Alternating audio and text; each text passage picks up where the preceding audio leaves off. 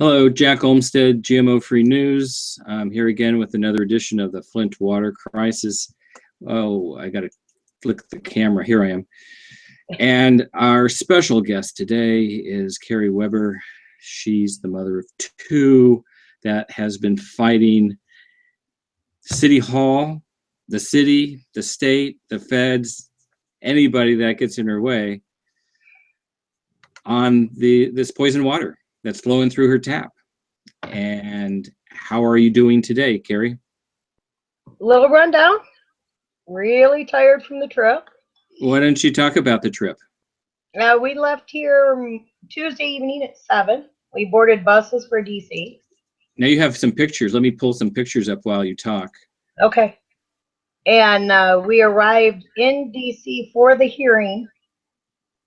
We got there about 9:30 that morning, so we missed the very beginning. So how was it sitting in the bus knowing that the hearing was going on and you couldn't do anything?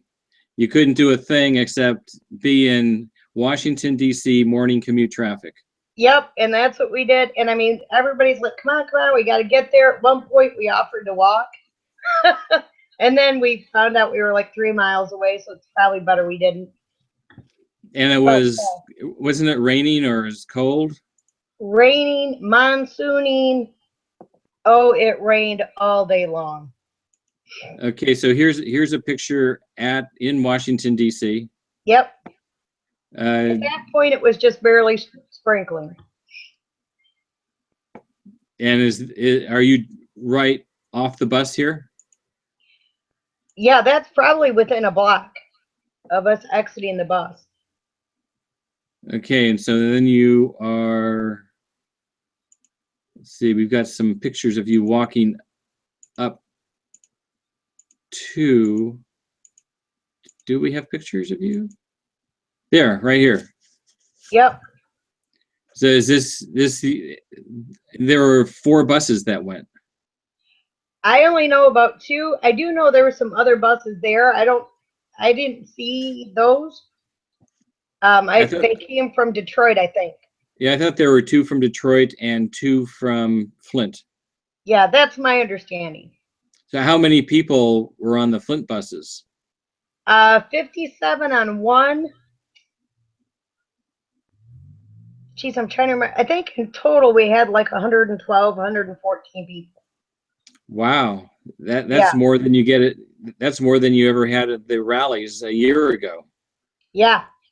Yeah, in fact, it was a few more than we had when we went to Lansing to protest. We had more in DC than we did in Lansing.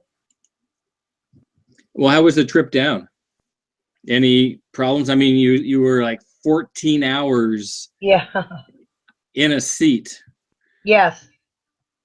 Very it was a very nice bus. Nothing against the bus, but nothing is that comfortable for 14 hours. Nothing.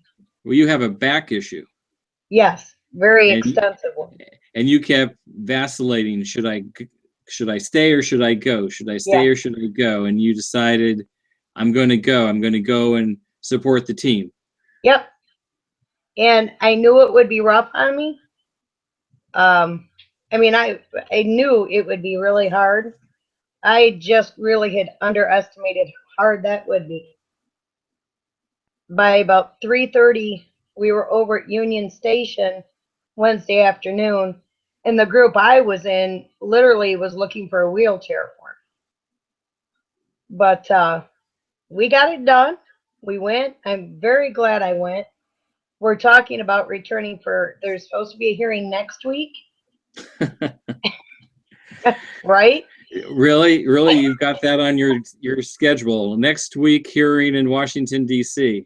Yeah, it's already there. And on the way home from this trip, I told the group, our smaller group, kind of within our bigger group of the bus, we were talking about it, and I mentioned, I don't think I can do this by bus again. Certainly not in just a week's time. And 6 of us came up with the idea, well, plus myself be 7, of possibly taking my van. Everybody. your van that you just got fixed. Yes. Yep, that's the one. So we talked And about, so you would take your van so that somebody can drive and you can lay in the back. Is that how it would go? well, it sounds like we're probably going to fill her up pretty good, but at least it's more comfortable. We can swap off drivers. It wouldn't take 14 hours. We'd be closer to the 9-hour mark. I just, What took so long on the bus? I know you hit Washington D.C. traffic in the yeah, morning. we were into DC, I think right around 7:30 a.m. And it was just jam-packed, wall to wall, barely crawling. 7:30 a.m. So you're like 2 hours Yeah, to get from the outskirts of Washington D.C. to the hearing room. I mean, you didn't get there until 9:30. right. Yep. And I mean, it just was really, DC rush hour traffic is really bad, notoriously, and we found out just how bad it could be. But they were able to drop us off. I think just about 2 blocks is all from the building we needed to be at. How was your body? How did your body respond when you got off the bus? Oh, that was ugly. I just had trouble. I mean, problems for me had started about hour 2 or 3. 2 or Yeah. 3 into the ride. Yes. Yeah. Wow. And that's why when they were talking about going back this next Wednesday, I'm like, look, I see another bus that soon. I'll collapse on the ground and just die. And I was just going to bow out and talking to Leroy and Tim and, all the gang on the bus, Tanya and Jessica. We were talking, they're like, look, why don't we go ahead and plan on doing it next week? But take your van, everybody pitch in on money, and take the family van instead. So and that appeals to you? Yeah, that would be much better. Now you were on the road for about 40 hours. Yeah, it was about, I think, I mean, when you left, you left at 7 p.m. Yep. and you got back at 7 a.m. on Thursday. Yeah. A wild turnaround. I just have, there was so much confusion too on the bus. When it had first been announced, and then on the way down, we were being told that our bus was picking us up at 2:30. So it would have been right from the hearing to the press conference back on the bus back to Flint. And I'm thinking, because we got to the hearing, of course, went in and sat at that for 4 hours. We wound up I guess we were only there for about 3 hours because we had to leave to go to the press conference. And so we would have been literally sitting for almost 40 hours straight. That's right. You sit in the bus, you go into the hearing, you sit, you get up, then you go back and sit. Yep.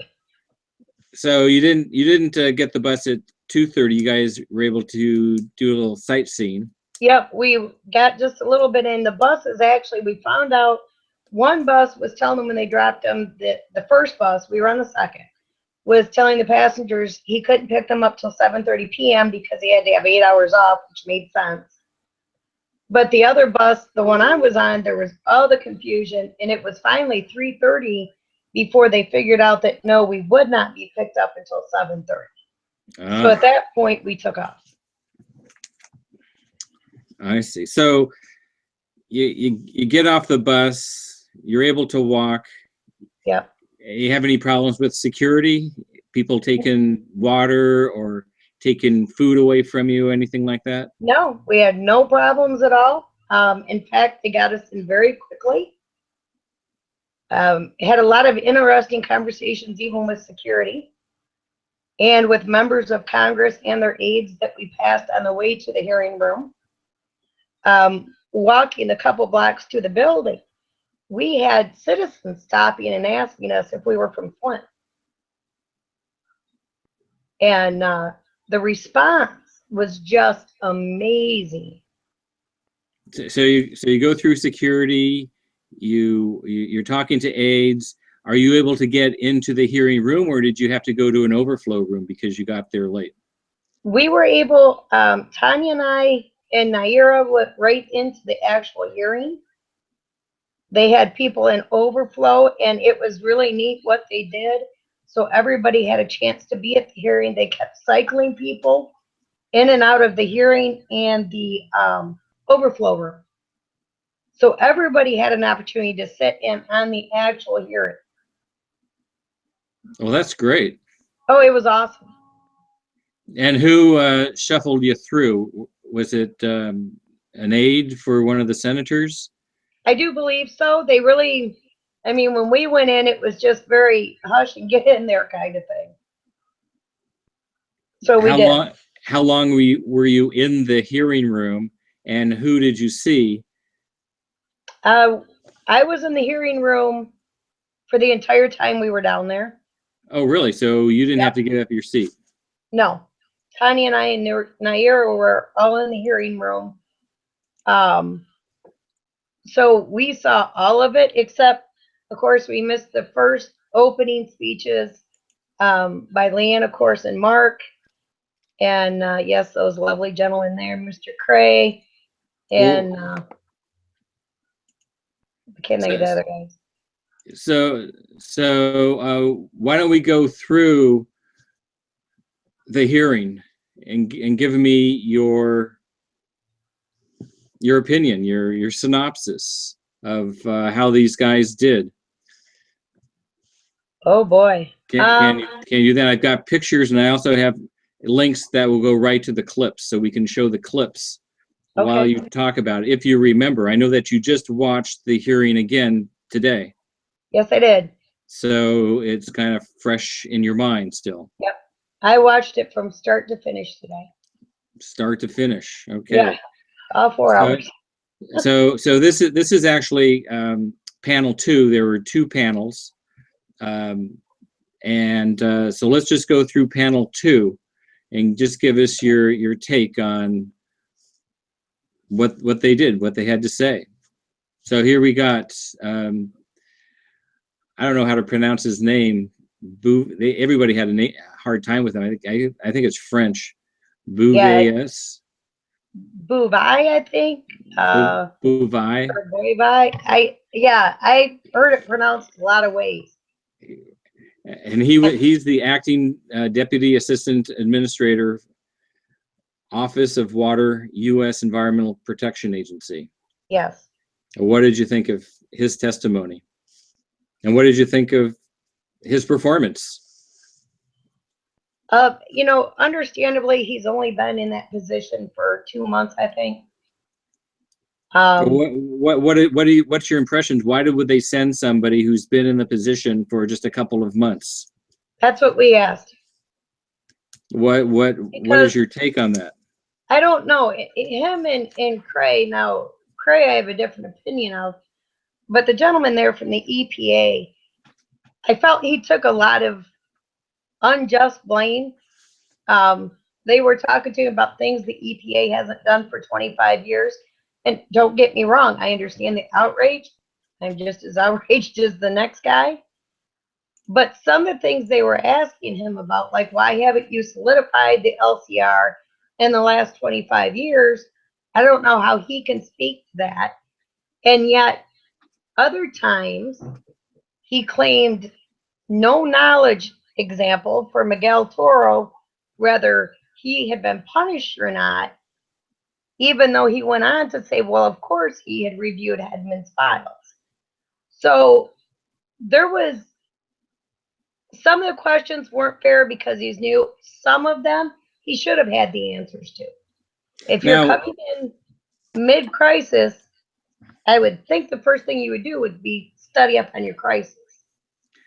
Why, in your opinion, why wasn't Miguel del Toro at the hearing? He was invited.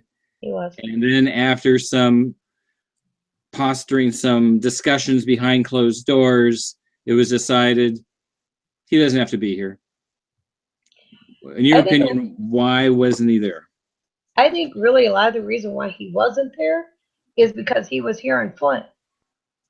And he's going to do much more here and get more benefit out of his skills. Because truly, that in the backdoor discussions, Miguel had done everything right. He's the only one that can. Well, we know that he is one of the heroes. We know Yes. that there are a handful of heroes, but really, if it was that he was needed so desperately in Flint, he could have Right. gotten a plane. He could have gotten a plane. He would have been in D.C. Right. in 45 minutes. He could do testimony. He'd be back. He'd be back in Yeah. time for lunch. I mean, Yeah, I he don't put in know. he would put in half a day.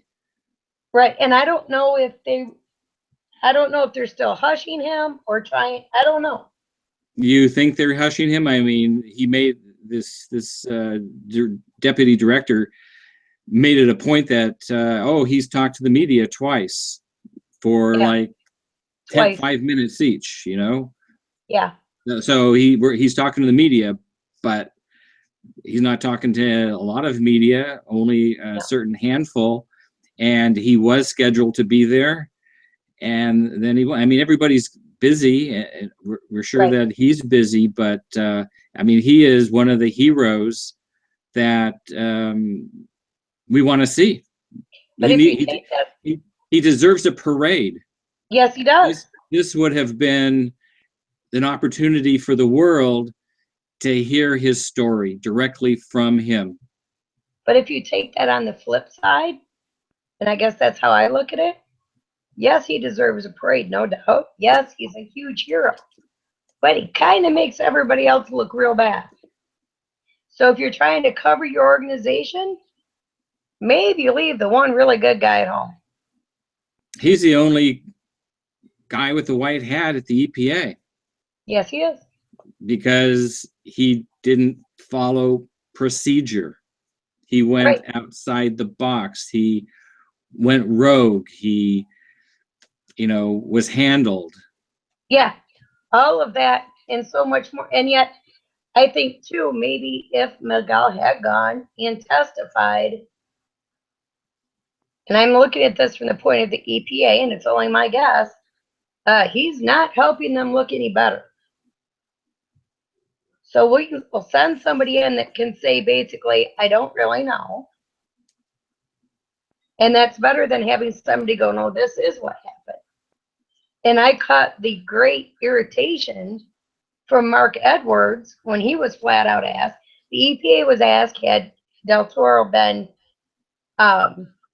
suffered any retribution? EPA says, oh, no, I haven't heard of any. And Mark's like, yeah, he did. So I think there's still some cover-up going on, in my opinion. And well, we know that there was cover-up in the Washington, D.C. lead water issue where there were 5 whistleblowers. They all lost their job. And the EPA is kind of mum on that. They won't talk about it. It happened. That's a shame. They will. I mean, it's amazing that this oversight committee really has no power over these agencies. All they can do is scold them and threaten to turn off their funding. And with that, and that's it. The agencies can, for you, 9 years. 9 years. That's kind of a long time. It's supposed to be 21 days, and it's 9 years. I mean, this is something that Mark Edwards brought up, and the chairman of the committee goes, "You think you could get him his requests?" And of course, this new deputy director says, "It will be a high priority when I get back to the office." It's like he had that programmed into him. He said a lot of, it's our priority. I mean, a lot of what he said, I don't know. In some ways, I think it just was plausible deniability. Send in the guy that's only been there a couple months. He doesn't really have to answer too much because he hasn't really been, you know what I mean? It's absolutely. this is a tactic that the agencies use all the time. It's And not it's the same thing anything with new. Craig. You Okay, know, let's talk to Craig. Let's talk about Craig. oh boy, not so He favorable on this one. he How rep. he? Go ahead. I know he's new to the position at Michigan DEQ, but he has been there, and certain things he claimed he didn't have knowledge of. It's ridiculous. I couldn't believe it because even if he had just, first of all, I do not believe that at some point, I don't care if it was in the men's room, somebody did not say to the governor, oh, by the way, we have a huge issue. And going back to Mr. EPA for a second, they asked him when the head of the EPA was in Flint, and it was the day before the hearing. I can't remember if they asked him or Cray, but one of them. And this person had known since November, and all my notes got left in Tanya's laptop back. But she had known since November of the problem in Flint, and finally made it here the day before the hearing, which was February 3rd. Now that's ridiculous. If it's such a concern for these agencies, they should have been on the ground a while ago. But you know, it's. Well, it's not on the tip of your tongue. It's politics. Yes. It's dog and pony. It's this will work its way out, and we'll get back to doing what we normally do. Yeah. This is a bump in the road. They'll take some heat. They'll go to the hearings. They'll listen, but really, it's business as usual. Yeah. Yep. And with Cray, it already has that feeling. Well, that's what upset me. Anybody that says I volunteered for this job or I wanted this job, you got to think he volunteered for some reason. He doesn't want to be. Nobody wants to be a doormat in Washington D.C. and get yelled at over and over again and be brought, raked through the media. Yeah. And he comes in with a black hat. He's not going to wear a white hat. He's going to have a black hat on all the time. He's got a target on his back. See, you don't volunteer for that kind of thing. Yeah. And for this, for this, what does he get? He probably has a nice, big, fat financial package, and he's probably only there for a certain amount of time. And then he'll be off. He'll probably be out within the year because of personal problems, personal issues, family issues, whatever it is. Yep. And he's just there very temporarily. And they'll bring in somebody else. I mean, that's how they roll. I mean, they got all the money. They got all the control. Yep. I was not impressed with Mr. Cray at all. In fact, at one point, I leaned over to Tanya and said, if this is better than Wyatt, just smack me in the head. It's no different than listening to the governor. Did you screw this up? Well, yeah. And did you screw that up? Well, yeah. Oops, sorry. What is that? And I found him to be disingenuous. I really didn't care for him at all. It's probably the number one hottest thing he'll ever deal with in his career.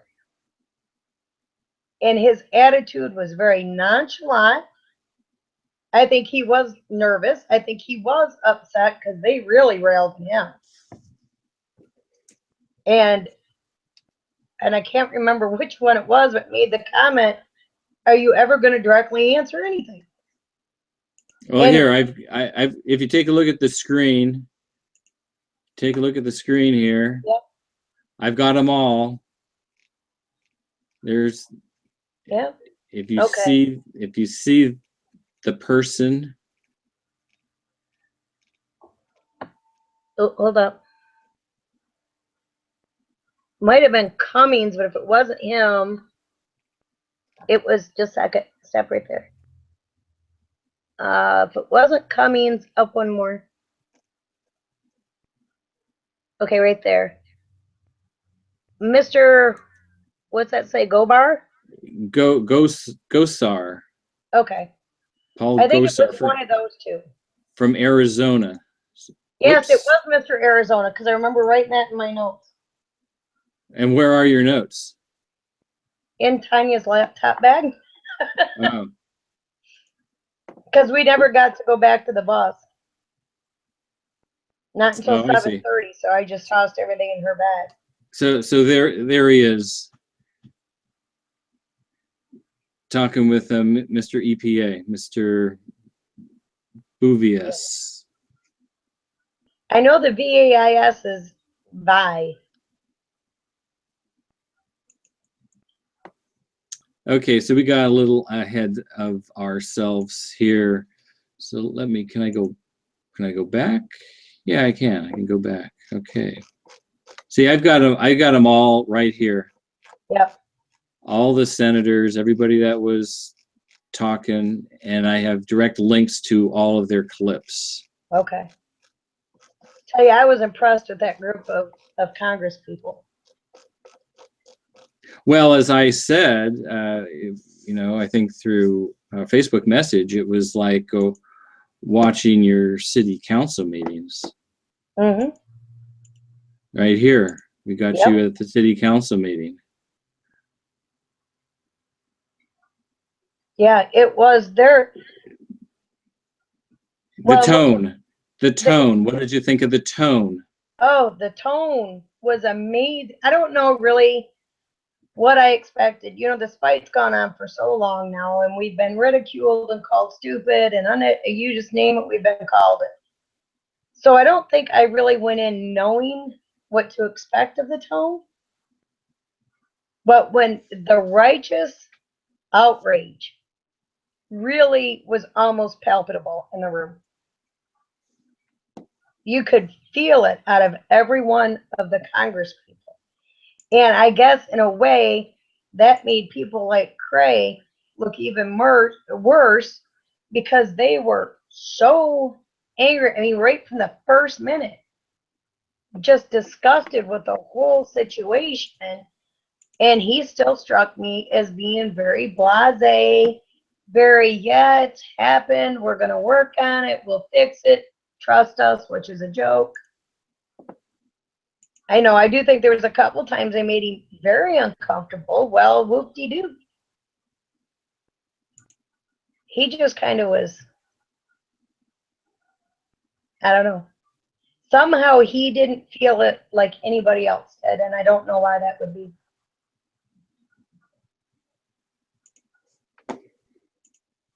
Okay. That's my feelings on him. That's your feelings on him. I'll invite him Okay, to dinner with Snyder. and I guess for dinner you would give him a trout from the Flint River. I'm going to You make him would soup with give it. him wine made from the Flint River. Yes. Everything would come from the Flint River. And then make him a pair of lead boots and set him in the Flint There River. you go. Give him some lead slippers. There you go. That way he doesn't fall over in the river. Keep him up there. There Yeah. you go. Mark Edwards. What did you think of Mark Edwards before Congress? A very quiet hero, just like Mark always is. He was almost subdued. Yeah. He almost mumbled from time to time. Yeah. That's Mark. He is, the few times I've been around him, he is a very subdued person, but I think that's because I think this takes a very heavy toll on Mark Edwards. When you want to talk about genuine feeling, and upset to the pit of his being over what has happened now, as he says, for the third time. I think it really disturbs Mark. I think he feels it more than he should, maybe. I mean, he feels it for the parents and for these kids, and you can tell it takes a toll on him. And he is quite soft-spoken when I've been around him. And yet, when he went at the EPA, boy, he wasn't soft-spoken then. You know, and he's telling them, look, they've had 25 years and they still haven't got this right. In 9 years, you know, I'm still FOIAing the same document. I think he gets very frustrated. But something I thought was very, very much Mark, and he said it yesterday, and when I reheard it today, man, it hurt me. But that was in his opening statements. He said that he feels shame. He feels shame? Shame that these are men and women trained like he is.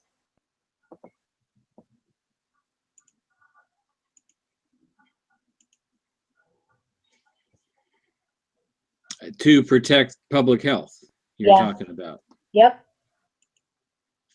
And so as a profession, somebody that is involved in the profession. Yep.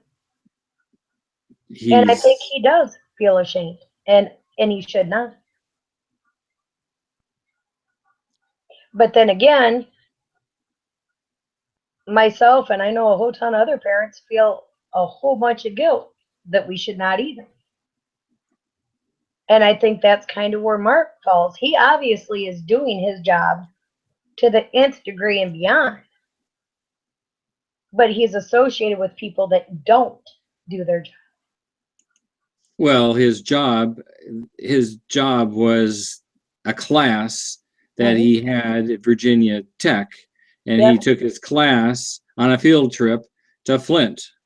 Yep. I mean, I was surprised to hear one of the senators, I think it was the last senator of the day, he was from Virginia, and he said that he appreciated Virginia Tech supporting Mark and funding Mark in his endeavors in this area.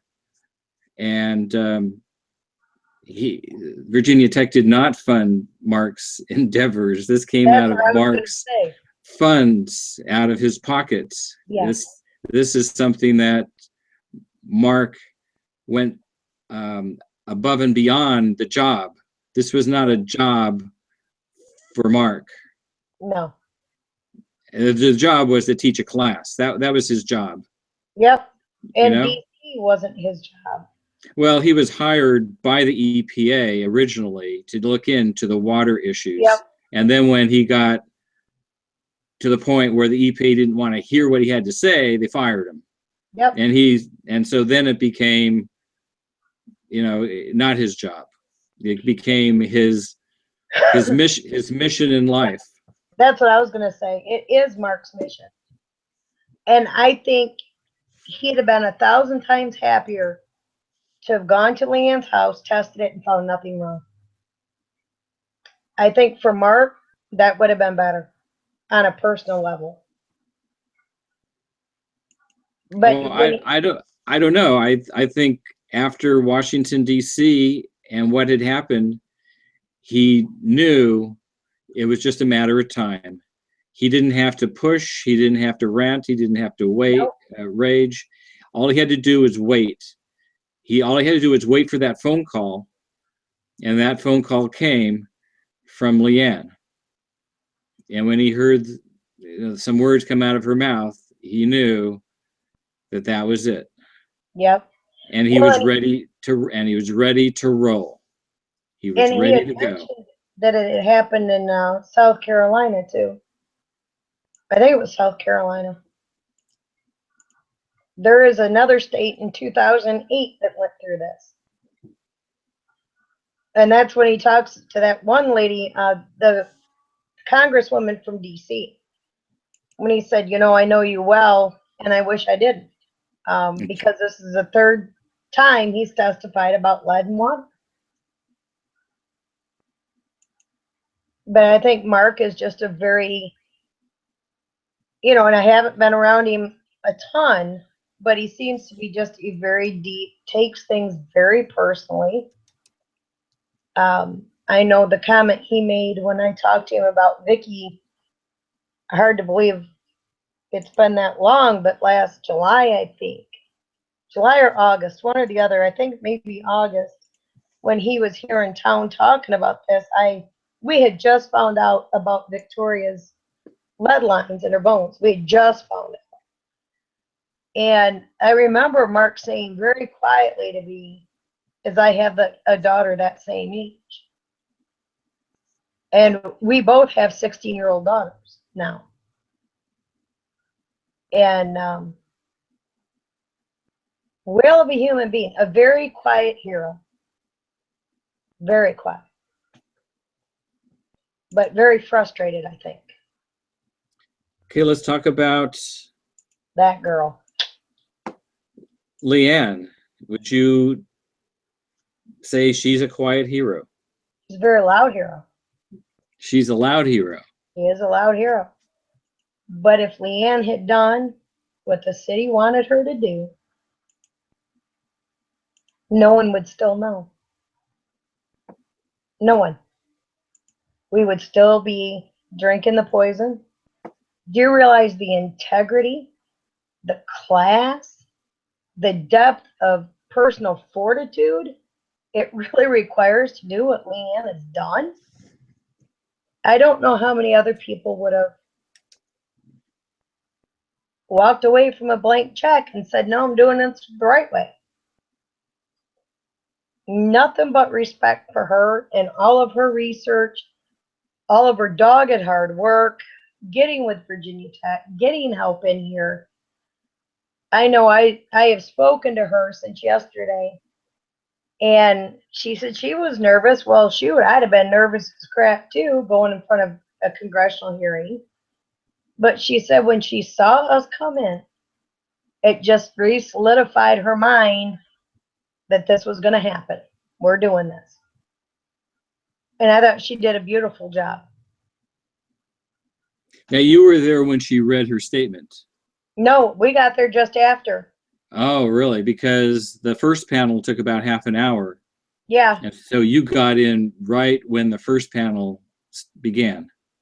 Yeah, they must have just switched to the second panel because we missed everybody's opening speech. We actually started out with the first line of questions. So you had to watch LeeAnne's speech on video. Yes. We watched it I watched it on the bus that night. I watched it with somebody, but I don't remember who now. It's kind of hazy. I only slept like 2 hours for 36 hours. But I watched it that night, and then I rewatched it this morning, and that takes courage. And you can see right in this part of the video, she really started to struggle. Yeah, you can see Mark's hand on her arm because she was kind of struggling there. Yeah. I was so happy to hear so many congressional members are part of this congressional hearing talk about the fact that she is a hero and a citizen hero. I know LeeAnne hates that. I know she doesn't want to hear that. Trust me, been there with her. But she is. And you can't downplay her work in this. The chick just, I don't know that I'd even figured out to go as far as LeeAnne went. I mean, I guess eventually maybe. But she was on it. She wasn't going to let it just be. And I really don't think there was any intention, and I believe this with all my heart, and it makes me sick, but I do believe it.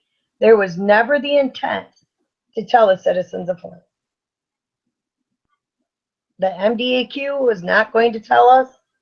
State would not have told us. I think had Mark and LeeAnne just given up, or just LeeAnne given up before Mark was involved, we never would have known. That was not part of the game plan.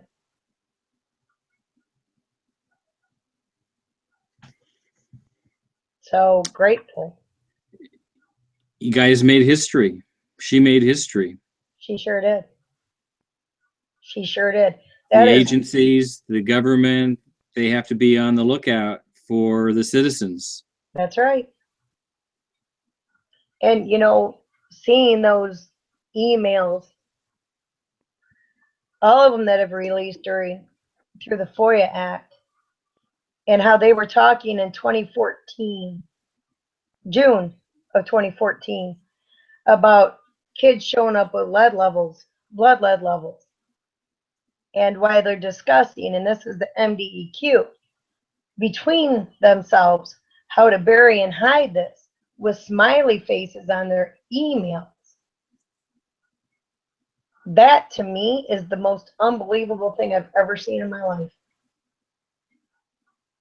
You are talking about people being poisoned with a neurotoxin, and you're talking about spinning it with smiley faces. And the whole time you had that one lady, that one mom and wife saying, no, I don't think so. So yes, grateful to Lee personally. I think as a city, she's a great example for the next one, whatever it is. And I hope it's never lead and water.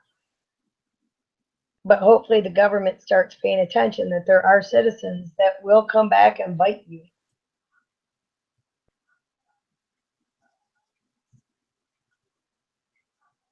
Well, they bite, but the agencies, the governments, they roll on money, on funding, on trust, and the only way they really respond is when you start taking away their money. Yeah. And yet they control the agency. You can't go in there and start firing people. I mean, that's exactly what the chairman of the committee said. He said, well, if you're not doing your job, why don't you fire the whole lot of them? You're not doing a thing. And I don't understand. It seems like when you compound this type of gross negligence, I'm just going to call it what it is. Firing a few people wouldn't be a hard thing to do. But they're not being fired. They're resigning. Right. But there should be. They're retiring. Yeah. They're resigning on their own. They're retiring. Nowhere else in the free world can, shoot, not even the unfree world, can you do crap like that and still hold your job. Well, they don't care about the job. They just want the retirement benefits or the package that they leave with. See, and I hope Hedman got nothing, but I'm sure she did. I'm sure she did. And that's disgusting. That's yet one more slap in the face. Okay, these people did you wrong. They kind of poisoned 100,000 people. They went after Del Toro, and like they talked about, the one congressman, Hedman is not new to a congressional hearing because she's been in trouble before for repercussion of employees and on and on. And yet she still had her job and probably walked with her benefits. That's unbelievable to me.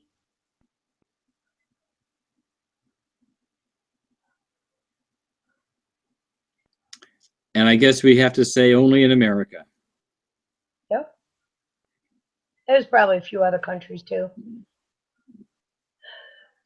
But yeah. Well, it's the only system that we really know how it works. And so it might be in other countries. I mean, in some countries, it's probably a firing squad when they find out that somebody did this. It doesn't take them too long to get rid of the bad apples. Right. In some countries. But in America, this is how the system works. They have a golden parachute and they get to retire with full benefits. Yeah. And see, makes no sense to me. These kids aren't going to be better tomorrow. The adults aren't going to be better tomorrow.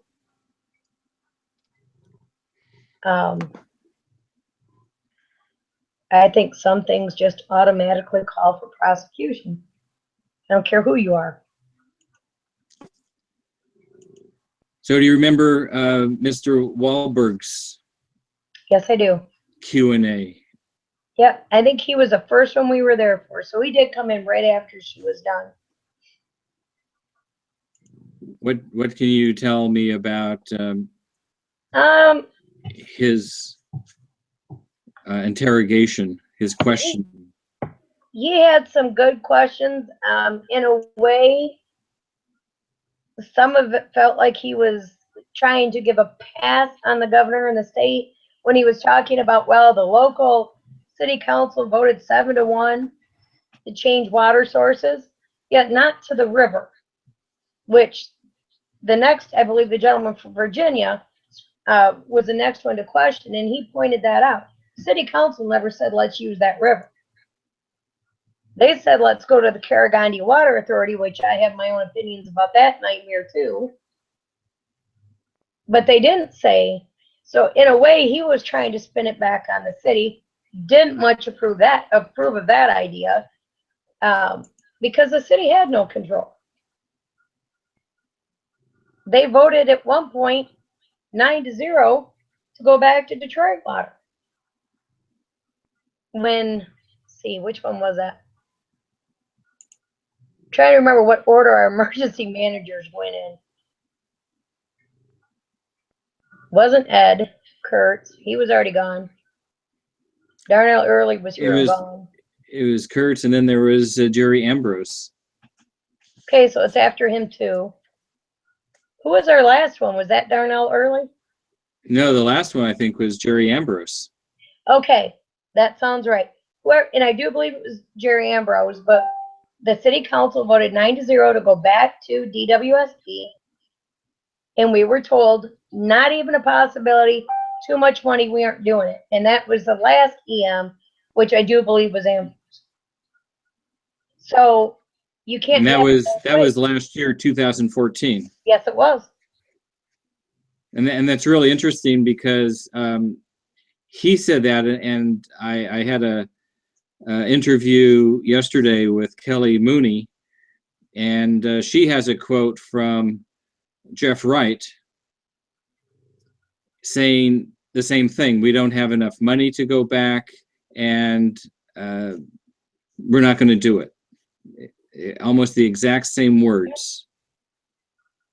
We don't have enough money for the KWA either, but we're doing that, which is going to be treated by the same people that just treated this water. And I'm not real excited about that prospect.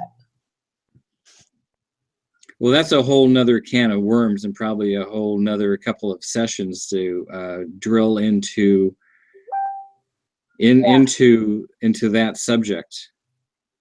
But he was, I was glad that, oh, you just went off his name. What was his name again? Mr. Wahlberg, I think. Yes, there he is. There he is. Whoops. He at least did acknowledge that Lee was a citizen hero. I like that. I thought that was kind of a nice way to put that. But I felt like he was trying to buy pressure off of the state of Michigan, which is really frustrating.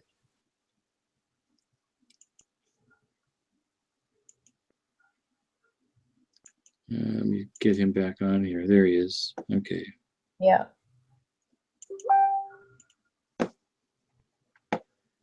Okay, let's move on to the next one. And I think we're going to run out of time. Sorry. I think we're going to run out of time here. Well, the next person, actually, here's a clip of Dr. Edwards. He says, if it had not been for people completely outside the system, those children in Flint would still be drinking the water to this day. Mm-hmm. That is a fact. Yeah. And he's right. Because like I said, I don't think MDEQ was suddenly going to go, you have a problem. Well, we see from the emails that all they wanted to do was cover it up and get into compliance. That was all they wanted to do. Just, we don't care about people. We just care about compliance. Compliance over people. And this Mr. Chaffetz, is that how you pronounce his name, the chairman there? Yeah, from Utah. He was amazing. I think he was just, oh, and Mr. Cummings, my goodness. I could have jumped up and hugged that man. He was just spot on, both of those two gentlemen.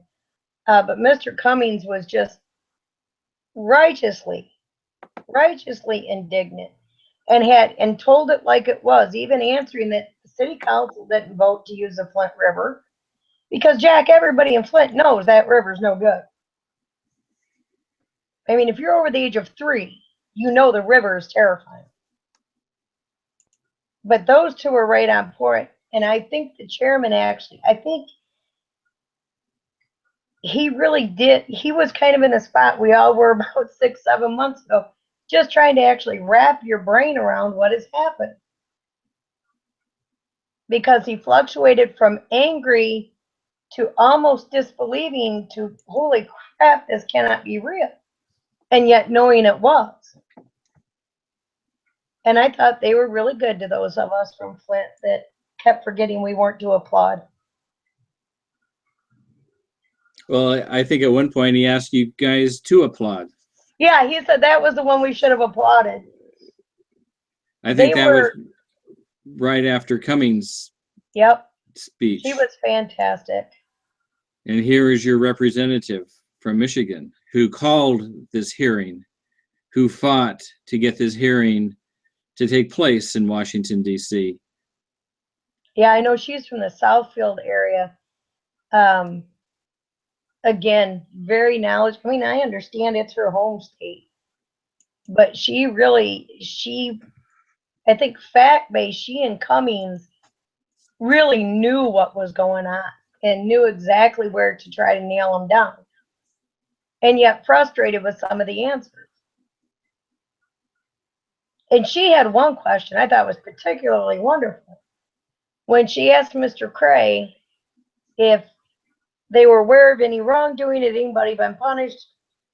And he said, well, they're still doing an investigation on and on, but some people have been suspended, etc. She said, then you must have some kind of information. And he never did answer her. But she's right. You can't suspend someone out of any job without some evidence. And he was trying to make it sound like, well, we're working on this, we're taking care of it, we're suspending people, but no, we don't have the evidence yet. And you could just almost feel her irritation with him.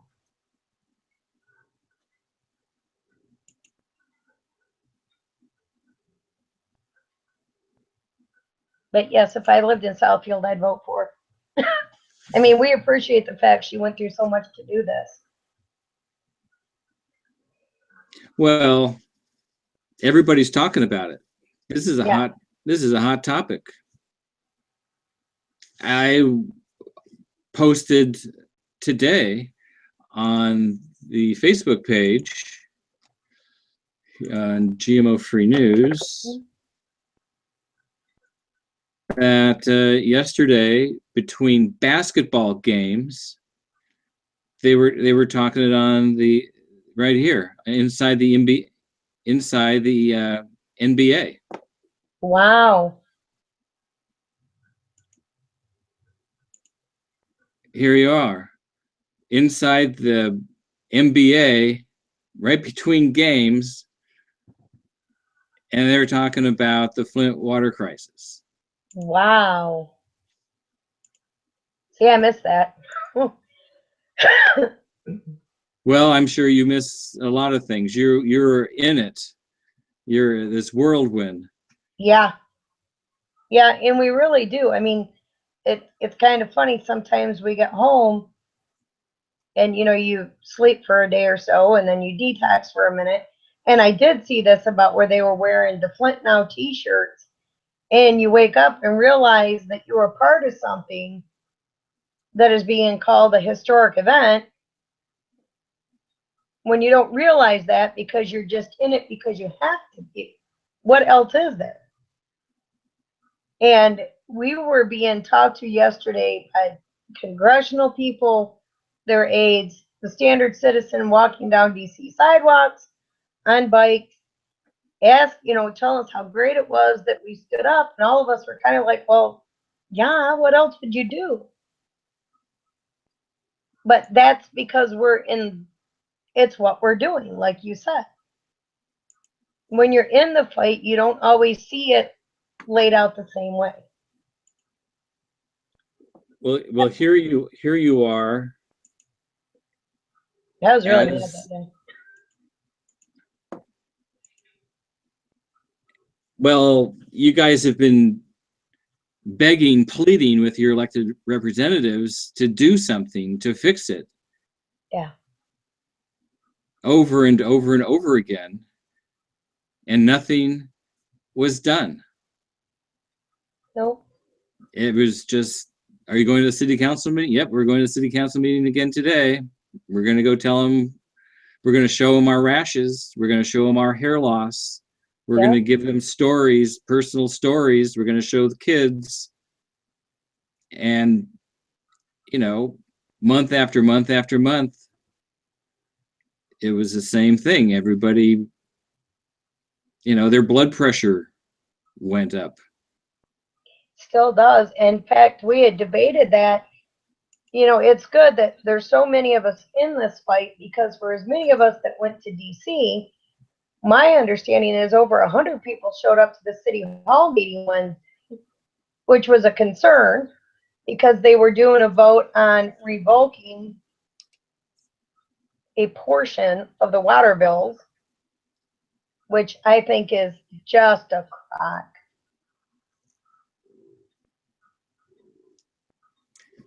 Well, the crock is your governor, Snyder, called the citizens consumers.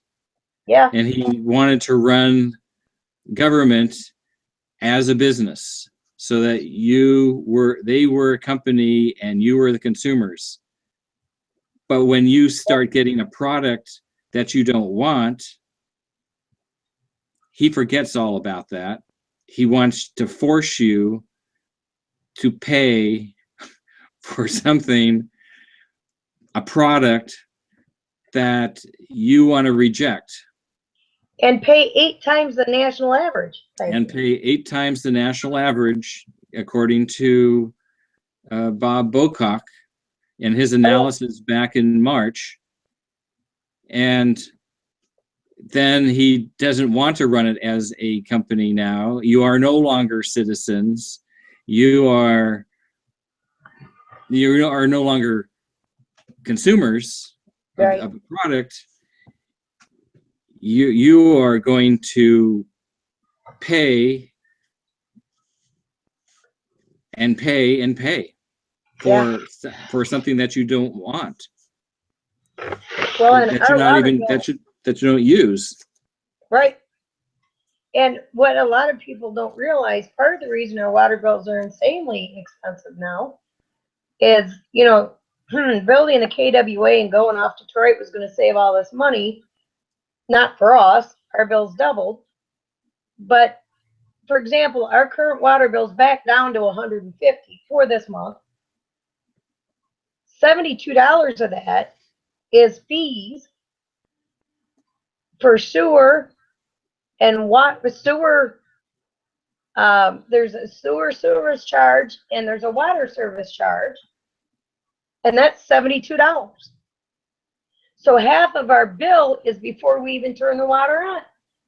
Now, they don't want to take that charge away, and you'll love this, Jack, because they don't want to be unable to keep up the infrastructure.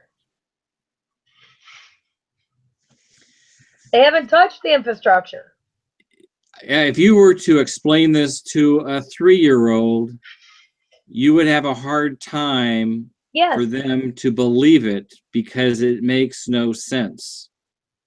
That's what we've said all along. If you wrote a book like this, everybody would throw it right away saying it's absolutely too unbelievable.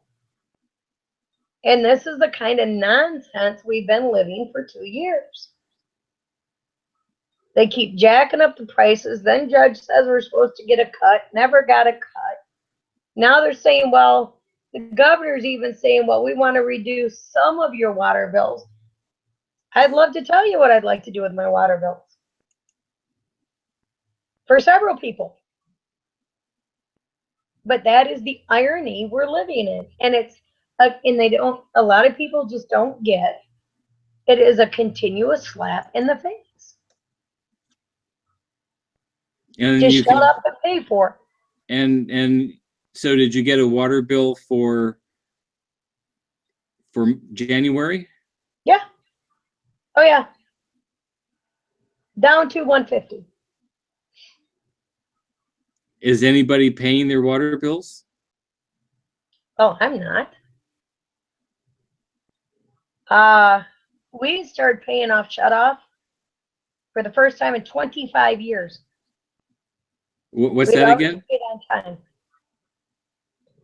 We have not received a shut-off because now apparently the city thinks it looks bad that we're being charged for water we can't use.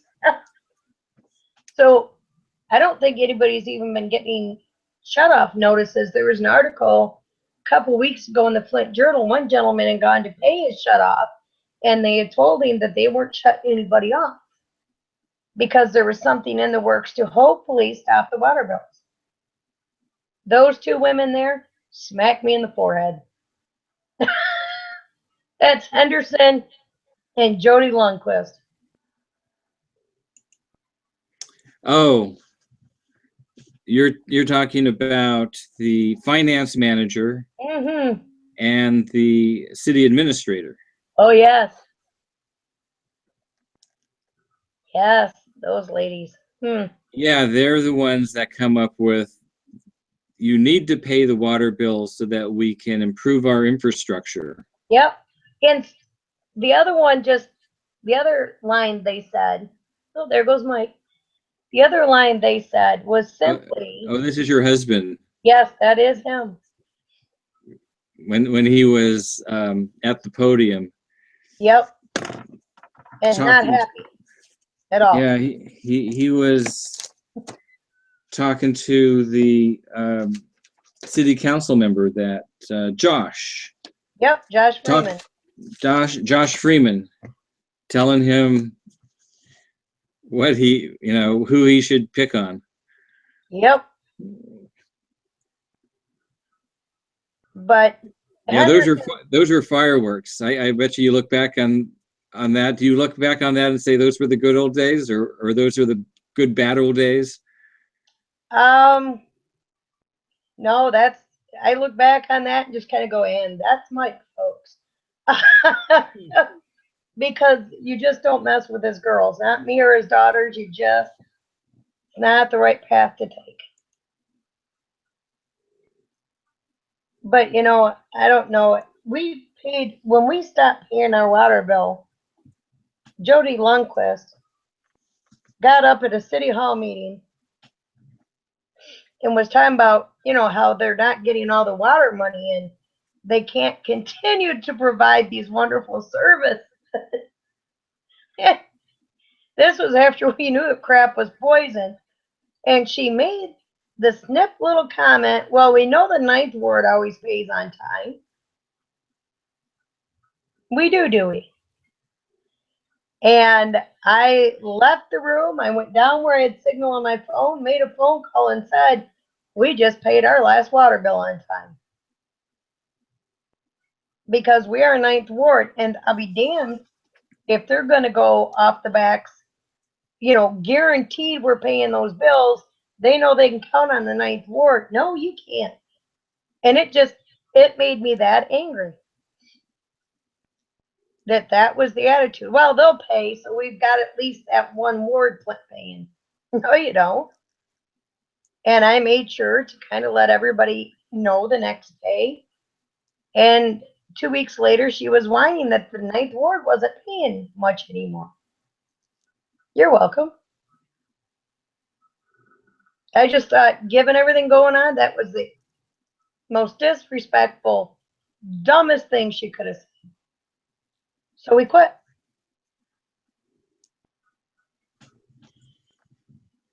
And that was, I don't know, June, July, August, sometime last year. So we wait, get the shut off, pay it right to the penny, and wait for the next one.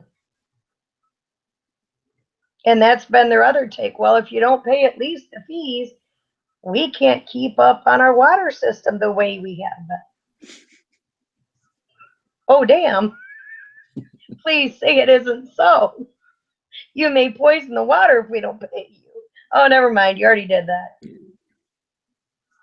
You know, and I know our house, December 5th. Now, the switch was October 16th. December 5th, we still had 108 parts per billion for lead. So, yeah. Not my issue. Pretty crazy. Well, we have killed an hour. Yes, we did. And we just got a little bit into the hearing. So, you know, maybe we can pick it up again. We can do that. Because there is next week.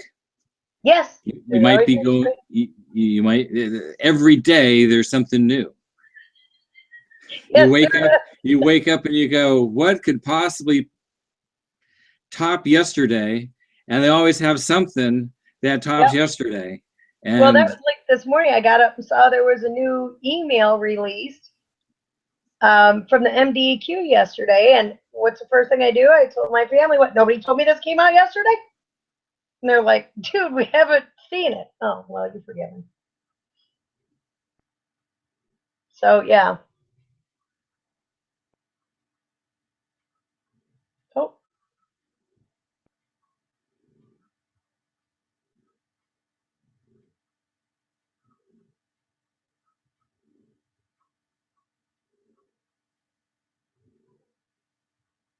Did I lose you, Jeff?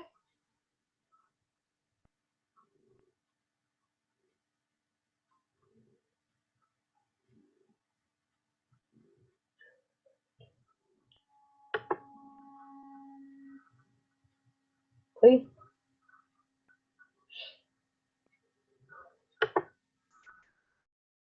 Oh.